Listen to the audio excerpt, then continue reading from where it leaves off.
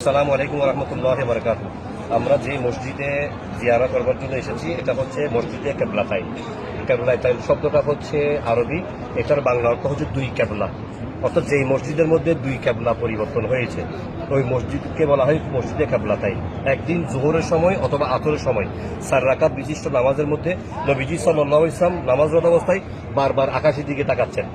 কোরআনে কারীমে আল্লাহ বলেছেন কদ নারা তাকাল্লুবা ওয়াজহিকা ফিস সামা ফালানুওয়াল্লিয়ান্নাকা কিবলাতান তারদাহা। অর্থাৎ আল্লাহর প্রিয় হাবিব সাল্লাল্লাহু আলাইহি ওয়াসাল্লাম তিনি বাইতুল মুকাদ্দাস দিয়ে মুখ করে নামাজ পড়তেছেন। ওনার মন বারবার চাপছে খানেই কাবার দিকে মুখ করে নামাজ পড়ার জন্য।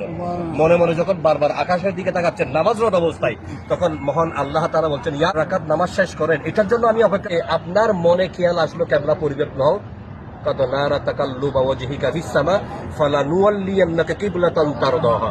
আপনি যেদিকে নামাজ পড়ার জন্য মন চায় আমি আল্লাহ সেদিকেই কেবলা পরিবর্তন করব। সুবহানাল্লাহ।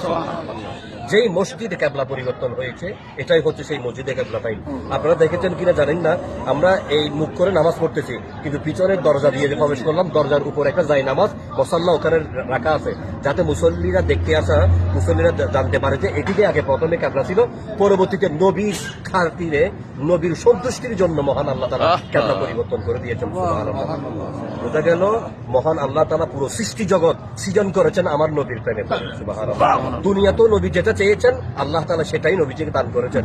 দুনিয়াতে নবীজি উম্মতের জন্য যা চেয়েছেন সেটাই মহান আল্লাহ দান করেছেন, যার উজ্জ্বল দৃষ্টান্ত এই মসজিদে কেবলাতাইন।